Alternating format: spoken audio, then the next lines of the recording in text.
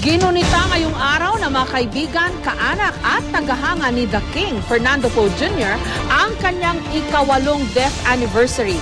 Nagkasama sa okasyon maging ang mga magkalaban sa politika. May report si Mark Salazar. Tradisyonal sa Musileo ng Action King na si Fernando Poe Jr. ang get-together ng pamilya, kaibigan at mga taga-suporta tuwing anibersaryo ng kanyang pagkamatay. Ika-8 taon na ngayong araw. Malaking bagay po para sa amin ang inyong alaala at mga panalangin.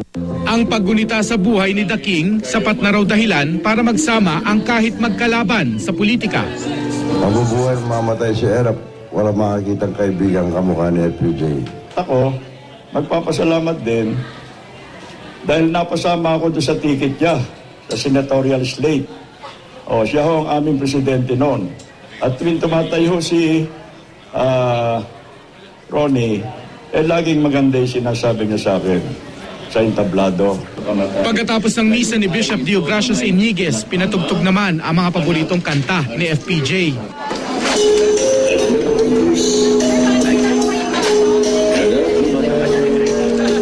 Pero syempre, nakatuon ang mata ng marami kung paano makikitungo sa isa't isa sina Erap at Lim na mahigpit na magkatunggali sa pagkaalkalde sa Maynila sa 2013 elections.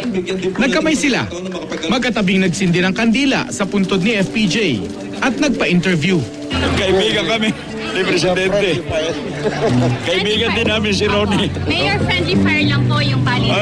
Wala yun. Hindi naman kami nakikipag-away na dalawa eh. We offering our services to them to the best of our what we can do. Both of us have the same plan. Basta kami magkaibigan habang panahon.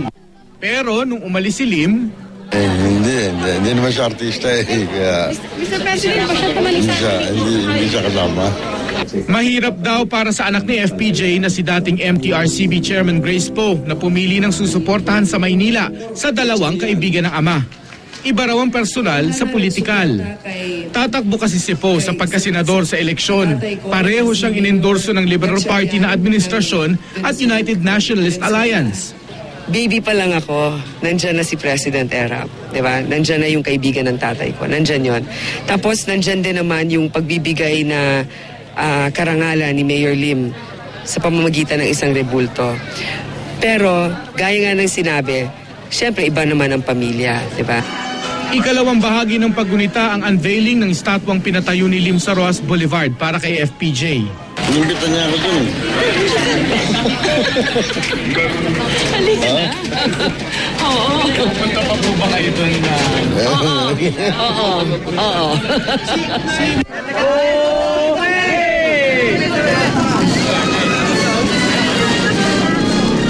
Di na sumipot si Erap sa seremonyang ito. Sa estatwa, nakasulat ang paniniwala ng mga taga-suporta ni FPJ na siya ang ika-14 na Pangulo ng Pilipinas. Mark Salazar, GMA News.